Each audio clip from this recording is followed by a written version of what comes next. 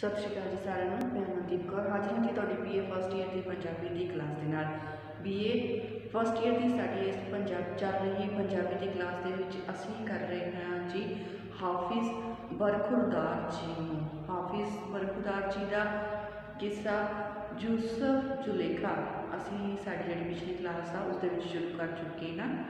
सो ये जिहड़ा किस्सा है उन्होंने जिहड़ा एक मिस्र का किस्सा लिया है जिसनों उन्होंने मतलब साढ़े सामने पेश किया है। सो इस किस्से की शुरुआत दे विच सब तो पहला असी जिहड़ी गल कीती सी जी यूसुफ के हुसन की जिहड़ी गल कीती है, जिसका हुसन जो कि बहुत ज़्यादा है, उसकी सुंदरता इतनी ज़्यादा है कि कवि खुद उसकी तारीफ करते हुए जिहड़ी है इस गल तो डर जाता है कि किते उसकी तारीफ करदे होया किते उस तो कोई कोताही ना हो जाए, कोई गलती ना हो जाए, कोई निंदिया ना हो जाए। इस जानकारी बारे इस गल बारे सोच के ही उसका शरीर जिहड़ा कि थर थर कंबण लग जाता है। सो वो इस गल नूं जिहड़ा मनदा है कि जिहड़ा यूसुफ है वो बहुत ही ज़्यादा सुंदरता का मालिक है कि ये सुंदरता जो कि उसनूं परमात्मा के वलों बख्शी गई है। कहते जिथे परमात्मा आप कारीगर बनता है फिर उत्थे होर किसी की कोई भी वाह नहीं चलती।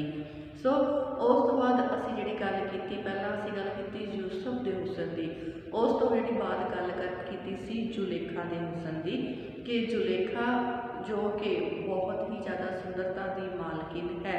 सो कहते वो बहुत ही ज़्यादा सोहनी है, उसकी हर उसके शरीर की जिहड़ी है हर एक अंग की जिहड़ी तारीफ है कवि ने जिहड़ी की है। सो कहते जिहड़ी अद्भुत सुंदरता की मालकिन जुलेखा है।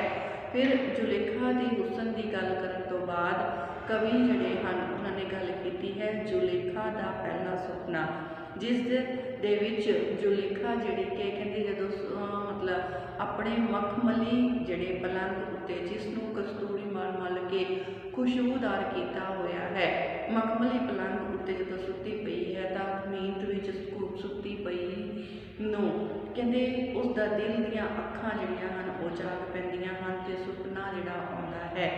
सुपने विच उसनूं यूसुफ दिखाई दिंदा है, जिसनूं मतलब सुपने विच यूसुफ की शक्ल देख के जिहड़ी जुलेखा है उसकी जिहड़ी हालत है वो बहुत बुरी हो जाती है।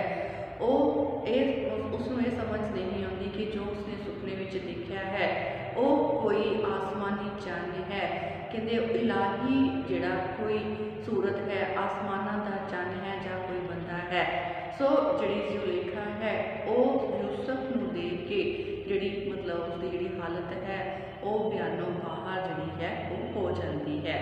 सो कहते उस तो बाद जिहड़ी है पहला सुपना देखती है तो कहते सारा उसकी जिहड़ी हालत है वो बहुत खराब होती है, खाना पीना भुल जाती है, कुछ भी चंगा नहीं लगता। तो कहते जिहड़ा मतलब उसनूं ये प्रतीत होता है कि वो जिहड़ी मतलब यूसुफ नूं अपना जिहड़ा प्रेमी है वो मान चुकी है। सो आप उसके उत्ते आशिक हो चुकी है। सो इस तरह जी है अज की जी क्लास है उस असीं लेके आए जी जुलेखा जी है उसका दूजा सुपना। जदों वो दूसरा सुपना देखती है तो दूसरे सुपने में उसनूं यूसुफ के जिहड़े दीदार होंदे हन तां उसकी जिहड़ी हालत है उसनूं कवि ने किस ढंग नाल बयान किया है वो असीं अज की क्लास दे विच करांगे। सो चलते हैं अपनी क्लास के वल नाल दी नाल लिखांगे नाल दी नाल प्रसंगत व्याख्या करांगे। सो देखते हैं जी यूसुफ जिहड़ा है वो दूसरे सुपने में जदों जुलेखा नूं दिखाई दिता है तो जुलेखा की हालत किस तरह की है। सो जुलेखा का दूजा सुपना कहते अद्धी रात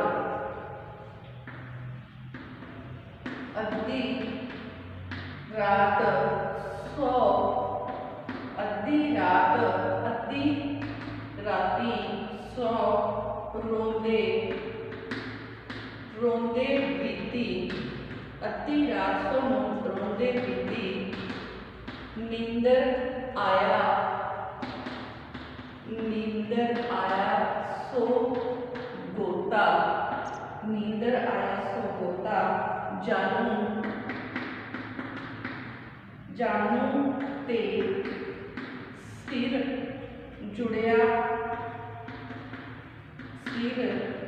जुड़ियां अखी अखी कहते यूसुफ आन खलोता यूसुफ आए खलोता।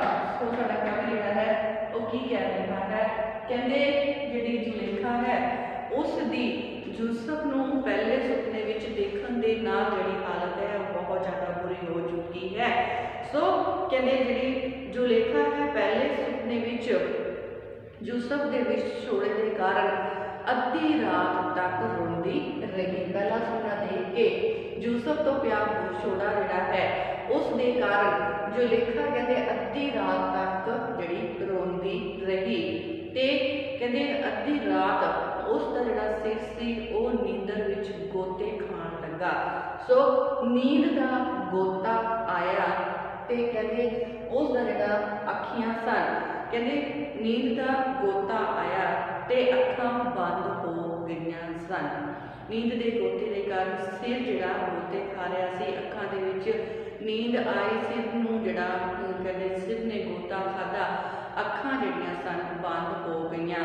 जदों ही उस नूं नींद का गोता आया अखां बंद होईयां। अखां बंद होण दे नाल ही जिहड़ा यूसुफ सी उसनूं अगले दूसरे सुपने दे विच उसके सामने जिहड़ा आण खलोता दिखाई दिंदा है। सो अगे कहते ओह सूरत ओहा सूरत ओहा खूबी ओहा सूरत ओहा खूबी ओहा जीनत सारी ओहा जीनत सारी ओहा जीनत सारी वेखदियां ही पैरां उत्ते उंदी पई विचारी वेखदियां ही पैरां उत्ते उंदी पई विचारी।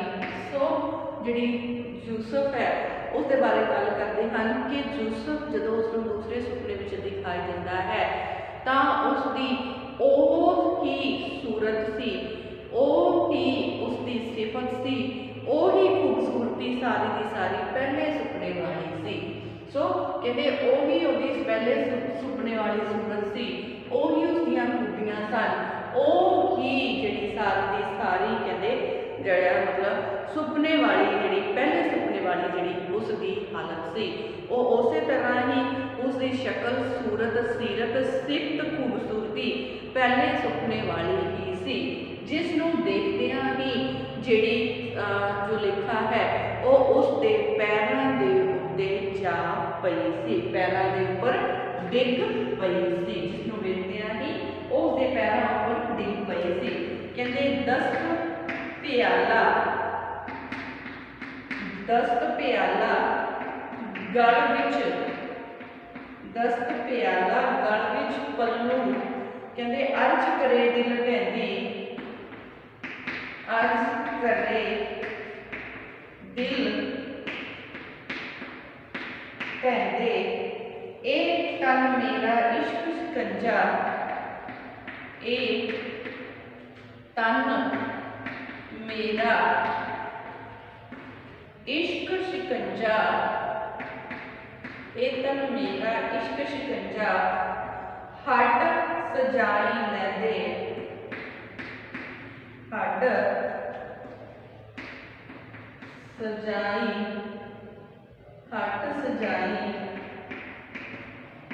लैंदे।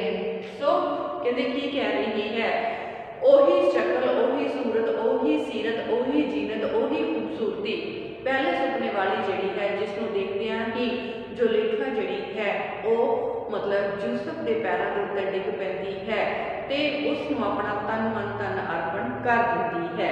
सो पैरों ऊपर डिग पैंदी है उसकी जिहड़ी हालत है वो फकीरां वाली हो चुकी है। जुलेखा की जिहड़ी हालत है वो फकीरां वाली हो चुकी है ते उस दे हत्थ दे विच ठूठा है। दस्त प्याला गल विच पल्लू, उसके हत्थ दे विच ठूठा फड़िया होया है ते गल विच पल्ला पाया होया है। सो कहंदे ओहो मतलब ढहंदी अपने ढहे हुए दिल दे नाल, ढहंदे दिल दे नाल यूसुफ दे अगे बेनती करदी है कि मेरा जिहड़ा तन है, कहंदे मैं बेनती करदी है कि मेरा जिहड़ा तन है, शरीर है, वो तेरे इश्क दे शिकंजे दे विच फस चुका है। मेरा जिहड़ा शरीर है वो तेरे उस विच तेरे इश्क जिहड़ा है उसने उसनूं जिहड़ा शिकंजे दे विच फसा लिया है। सो ये शिकंजा बनिया होया है ते मेरे जिहड़े मोए हड्ड हन उन्हां नूं नपीड़ के मैं जिहड़ा दुख सह रही हाँ। सो मेरे जिहड़े मोए हुए हड्ड हन वो उस दे दुख दे कारण नपीड़े गए हैं, उन्होंने सजा जिहड़ी है वो मिल रही है। सो अगे चलते जी, कहते तुद तुद सौगंधी सौगंधी सौगंधी उस रब्बे दी ते तुद सौगंधी उस रब्बे दी जिस नूं लायक जिसनूं लायक पाकी कि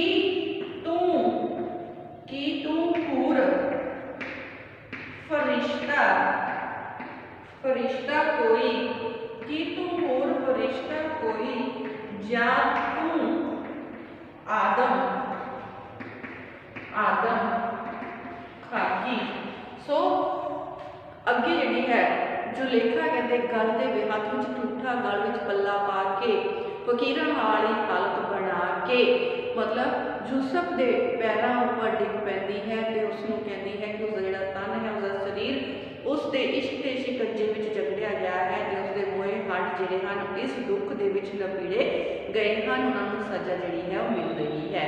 सो वो अगे उसनूं पुछदी है कि तू मैनूं दस तुद सौगंधी उस रब की तेनों उस सच्चे रब की सौ है कि कहते तू मैनूं दस तेनों उस रब सच्चे रब की सौ है जिस दे तू पवित्र हस्ती लायक है, जिसकी पवित्र हस्ती के तू लायक है, तेनों उस सच्चे रब की सौ है।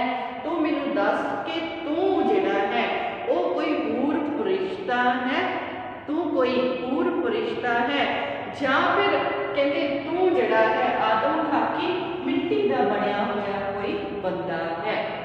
तेनू तेरे उस सच्चे रब की सौं है, तू मैनू दस कि तू जिहड़ा है कौन है, कि तू कोई हूर फरिश्ता है या तू मिट्टी का बनया होया कोई बंदा है। सो फिर अगे जिहड़ा कहते जिहड़ा यूसुफ है वो की कहता है, कहते जातू आब हयाती, फिर कहती है कि तू कोई आबे हयाती का चश्मा का नहीं, चश्मा जातू आब हयाती चश्मा जातू शन आसमानी, कि तू कोई आबे हयाती चश्मा है या फिर तू आसमाना का चन है, जातू दुध लाला थी चिट्टा, तू दुध तो भी बद लाल चिट्टा पवित्र लाल है, मैनू दे निशानी तू मैनू अपनी कोई निशानी दस दे। फिर कहती तू जा तू कोई आबे हयाती चश्मा अमृत दा कोई चश्मा है, आबे हयाती अमृत दा जा तू कोई अमृत का चश्मा है, जा फिर तू आसमाना का चन जापदा है, जा तू कोई लाल है जिसनूं जिहड़ा मतलब चिट्टे जिहड़ी लाल, जा तू कोई कीमती लाल है जो कि चिट्टा मोतियां के समान है, जा तू कोई होर चीज़ है, तू मैनू अपनी कोई निशानी दे। कहते तू जिहड़ी है मेरे जिहड़ी सेज है उस दे उत्ते जिहड़ी अग ला दी है, तू मैनू मेरे कपड़ियां समेत दे मेरे दिल दे विच जिहड़ा इश्क है उसके पांपड़ जिहड़े हन बाल दिते हैं। सो तू मैनू बोल के दस कि तू कौन है। फिर यूसुफ जिहड़ा है इस समय जिहड़ी यूसुफ दी कहते जिहड़ी एबिस जिहड़ी है सूरत है कहते मैं जिहड़ी यूसुफ जिहड़ा कहते पर गया भी सूरत हाजर हुई कुदरत छेती बोली। सो जिहड़ी यूसुफ की शक्ल है वो बोलती है कहते मैं ना दरियाई ना आसमानी कहते बंदा हाँ मैं खाकी तलब इच्छा तलब तो साडे दिल दी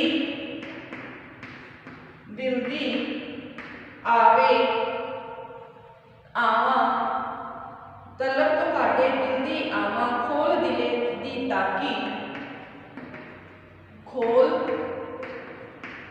दिले दी ताकी कहते जे तुद शौक पाया दिल बीबी जे तुद शौक पाया जे तू शौक पाया दिल बीबी हाल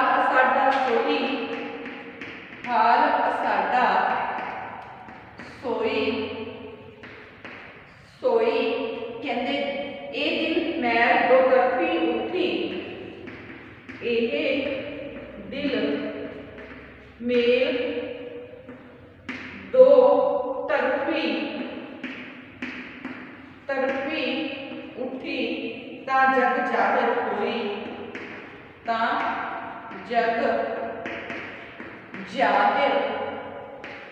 होई कहते ख्वाब खियालो बद तमाशा ख्वाब खियालो वद तमाशा जा कोई बेदारी खोज कर रही करवान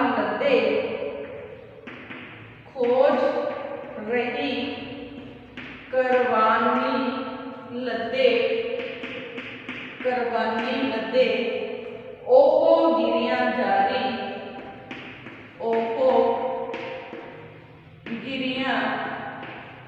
जारी लिट्टा टुटे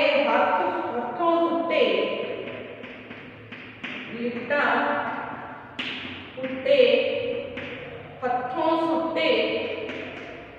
सुटे गुजरी सबर करारो बाज जजीरा रह न मूले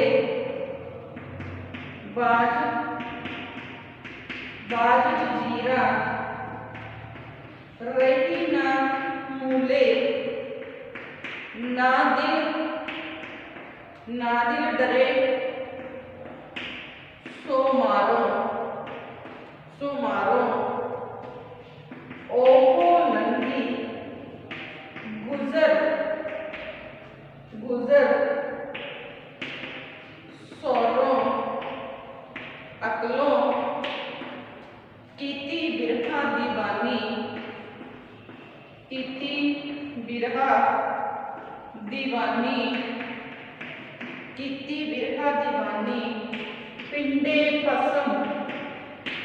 पिंडे पसम मुंह ते जर्दी उठ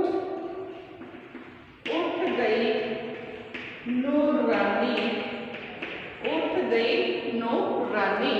सो जिहड़ी अगे गल करते हुए जिहड़े कवि हैं वो कह रहे हैं कहते जिहड़ी जुलेखा की जिहड़ी हालत है कहते जुलेखा जिहड़ी है वो यूसुफ नूं पुछ रही है कि तू कोई अमृत का चश्मा है या आसमाना का चन है या तू कोई कीमती लाल दे समान है जो दुध चिट्टे मोती वर्गा है, तू मैनू अपनी कोई निशानी दस के जा, तू मेरे शरीर दे विच अपने इश्क की अग लगा दी है, सो तू मैनू दस तू कौन है। तां जिहड़ा यूसुफ है वह जिहड़ा कि जिहड़ा यूसुफ जो गैबी सूरत गैबी रब्बी ते रब गैबी सूरत जो रब की कुदरत के समान है, कहते ये रब की कुदरत जिहड़ी अनुसार यूसुफ जिहड़ा वो बोल उठता है ते की कहता है, कहते ना मैं दरियाई ना आसमानी बंदा हाँ मैं खाकी, कहते तलब तो साडे दिलरी आवा खोल दिले दी ताकी। सो यूसुफ जिहड़ा है वो गल करता हुआ दसदा है कि कहते ना तो मैं कोई दरियाई हाँ, ना मैं दरियावां दा वासी हाँ, ना मैं कोई दरियाई हाँ, ते ना ही मैं आसमाना दा वासी हाँ, ना ही कोई आसमानी चीज़ हाँ। सो मैं तो एक मिट्टी की बनाई कोई सूरत हाँ, मिट्टी का बनाया हुआ बंदा हाँ। सो कहते तेरे दिल दे विच तलब तो साडे दिलरी आवा खोल ले दी ताकि तेरे दिल दे विच मैनू मिलन की चाह होंदी सी। सो इसे करके मैं तेनू मिलन के लिए सुपने दे विच आंदा हाँ, तेरे दिल की ताकी खोल के, सो तेरे दिल विच मैनू मिलन की इच्छा सी, सो इसे करके मैं आंदा हाँ। हे बीबी कहते तेरे दिल विच मेरे लिए शौक वसदा है, तां ही जिहड़ी तेरी हालत है वो इस तरह की है। ते जे तुद शौक पाया दिल बीबी, जे तेरे दिल विच मैनू मिलन का शौक सी तां हाल साडा सोई तां मेरा हाल भी उस तरह का ही है। ये दिल मैल दो तरफी उठी तां जग जाहिर होई, तेरे दिल अते मेरे दिल दोनों दे ही दिलों दे विच ये जिहड़ा सी मिलाप की जिहड़ी तांग उठी है, कहते ये दो तरफी है। इसे करके ही जिहड़ा ये प्यार सी ये प्रेम सी ये सारे जग दे विच जाहिर हो चुका है। खाब ख्यालो बद तमाशा जा कोई बेदारी, खोज कर रही करवाना लदे ओ गिरियां जारी। सो कहते जी हाँ सुपने दे ख्याल तो वध तमाशा उदों हुंदा है जदों जुलेखा सुपने तो जाग उठती है, कहते जाग पई जां कोई बेदारी, कहते जड़ा सुपने तो भी वध तमाशा उदों हुंदा है जदों सुपने दे विचों जाग उठती है। उस समय उसकी जिहड़ी हालत सी फिर सस्सी वर्गी सी, सस्सी जिस दे जिहड़ा पुन्नू नूं जिहड़े करवान मतलब सस्सी दे जिहड़ी है सस्सी जिस दे पुन्नू नूं काफले वाले ऊंटां वाले काफले वाले जिहड़े लैके चले गए सन ते ओ पिछों ऊंटां दे खुरां नूं ही खोजदी रह गई सी। सस्सी दे पल्ले हुण कुछ भी नहीं रह गया सी सिवाय रोण ते कुरलाउण तो। वो खोज रही करवाना लदे ओ गिरियां जारी, कहते वो सिर्फ तो सिर्फ हुण ऊंटां दीयां जिहड़ियां ऊंटां दे जिहड़े खुर ही काफले वालियां दे ऊंटां दे खुर ही लभदी रह गई सी। हुण उसदे कोल सिर्फ रोण कुरलाउण तो सिवाय होर कुछ नहीं रह गया सी। सो जिहड़ी जुलेखा है उसकी हालत भी हुण उस सस्सी वर्गी हो चुकी है। हुण जिहड़ा मतलब जिसका पुन्नू उस तो दूर चलिया गया है, उस तरह जुलेखा जिसके सुपने दे विच जिहड़ा यूसुफ आया तो सुपना अख खुलण दे नाल ही वो चलिया भी गया है। सो उसकी हालत कहते लिट्टां पुट्टे हथों सुट्टे गुजरी सबर करारो, बाज जजीरा रही न मोले ना दिल डरे सुमारो, ओ लंगी गुजर स्योरों अकलों लीती बिरहा दीवानी, पिंडे पसम मुँह ते जल्दी उठ गई नूरानी। सो जिहड़ी जुलेखा है कहते वो अपने वालों दीयां लिटां अपने हत्थां नाल पुट के सुट रही सी। उसके दिल का सबर करार खत्म हो गया सी। वो ना तो मारकुट तो ही डरती सी ते ना ही जंजीरां नाल उस बन्ने हुए रह पाउंदी सी। उसकी हालत जिहड़ी है वो बहुत ज़्यादा खराब हो चुकी सी, अपने वाल अपने हत्थां दे नाल पुट रही सी, दिल दे विच सबर करार खत्म हो चुकिया सी। कहते वो ना मारकुट तो डरदी ना ही जंजीरां नाल बन्ने बिना रहती सी। सो कहते वो अपनी जिहड़ी अकल सी सियाणप सी उसनूं गवा बैठी सी ते यूसुफ दे विरे दे विच दीवानी जिहड़ा सी वो हो चुकी सी। सो वो कहते पिंडे ते पसम मल के कहते पिंडे पसम मुँह ते जल्दी उठ गई नौरानी, पिंडे ते सुआ मल उसने जी मली हुई जा ਜਾਪਦੀ ਸੀ ਤੇ ਉਸ ਦੇ ਮੂੰਹ ਦੇ ਉੱਤੇ ਪੀਲਾਪਨ ਜਿਹੜਾ ਸੀ ਉਹ ਫੈਲ ਚੁੱਕਾ ਸੀ ਤੇ ਉਸ ਦੇ ਮੂੰਹ ਦੀ ਜਿਹੜੀ ਸਾਰੀ ਚਮਕ ਹੈ ਉਹ ਖਤਮ ਹੋ ਗਈ ਸੀ। ਸੋ ਹੁਣ ਆਪਾਂ ਚੱਲਦੇ ਹਾਂ ਅਗਲੀਆਂ ਲਾਈਨਾਂ 'ਚ। ਅਗਲੇ ਪੈਰੇ 'ਚ ਕੀ ਕਰਦੇ ਨੇ ਸਾਡੇ ਕਵੀ।